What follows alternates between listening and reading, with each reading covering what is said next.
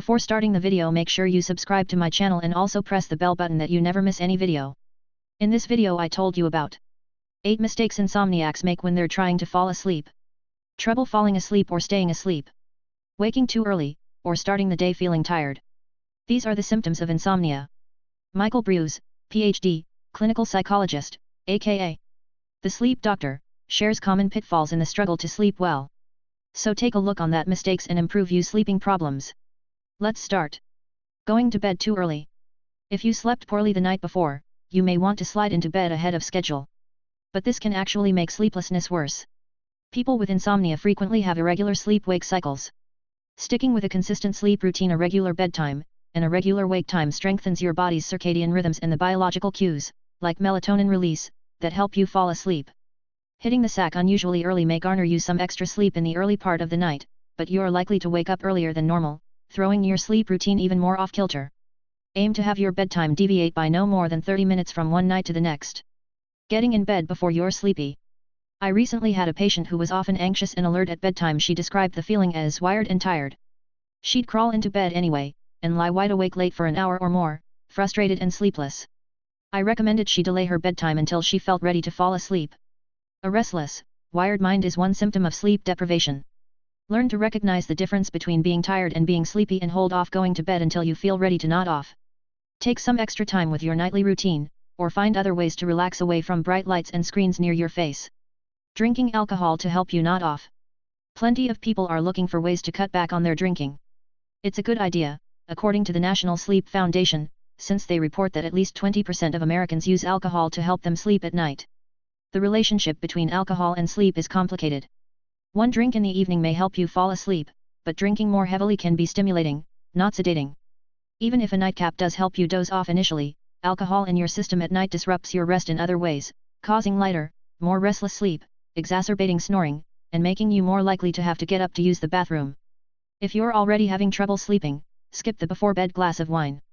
Eating right before bed. People with insomnia may be more prone to late-night snacking. Up later, they're more likely to get hungry again after dinner. And the presence of stress, whether about daily life or sleep itself, does more than interfere with slumber. It also boosts inclination for late-night eating, which can disrupt sleep. The evidence is growing about the hazards of late-night eating, and new research suggests that weight gain and rising insulin and cholesterol levels are among the risks. Make your last full meal 2 to 3 hours before bedtime, and don't do a lot of snacking right before bed or in bed. A light, sleep-friendly snack 90 minutes or an hour before turning in is okay, but eating right before sleep can keep you awake, especially if you have insomnia. Logging onto social media from bed. Do you do a final check of social media right before lights out? This is a behavior that often gets pegged to 20 and 30-somethings, but I have patients in their 40s, 50s, and 60s who share this sleep-disrupting habit. Holding your phone close to your face exposes you to bright, blue wavelength light, which is especially disruptive to sleep. A new study by scientists at the University of Pittsburgh indicates bedtime increases disturbances to sleep.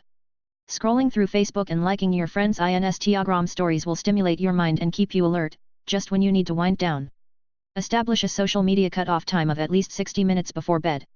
Thinking negatively about sleep. What causes insomnia? Chronic difficulty sleeping can stem from many factors, including health conditions, medications, poor sleep habits, and stress. Anxiety about sleep itself often compounds the problem. Negative, distorted thoughts about sleep can trigger the body's stress response, including raising blood pressure, heart rate, and brain activity.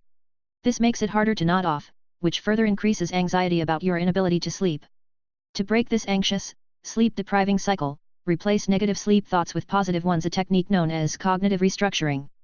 For example, "I'll never be able to fall asleep" becomes "as I allow myself to relax, sleep will happen." Use mindfulness practices and relaxation breathing to help you refocus your thoughts. Staring at the clock. Sometimes my patients struggling to find a cure for their insomnia go in search of complicated solutions. Clock watching is a common pitfall for people who struggle with sleep, and the remedy couldn't be simpler, or more effective. If you're having trouble falling asleep, stash your bedside clock. Constantly checking the time ratchets up sleep-related stress, and makes it almost impossible to drift off. The later it gets, the more afraid I feel about the sleep I'm missing, and how tired I'll be the next day, a patient told me recently. Place the clock firmly out of your view, so you're not tempted to check the time again and again. Trying to get more sleep than you need. The standard recommendation of 8 hours of nightly rest is a good one, but it isn't for everybody, all the time. Individual sleep needs vary. Some people who regularly experience insomnia aren't built to achieve or even need a full 8 hours of sleep. For some people struggling with sleeplessness, 6 or 6.5 hours might be a more realistic goal. By focusing too narrowly on hitting the 8-hour mark, you may inadvertently create stress that makes sleep harder to come by. Instead, put your attention on the quality of your rest. Practice good sleep hygiene, create a restful sleep environment, give yourself some relaxing nighttime rituals, and pat yourself on the back for making high-quality sleep a priority. Thanks for watching my video. If you like it, then press the like button and share it with your friends and family. Otherwise, make me any suggestion to improve my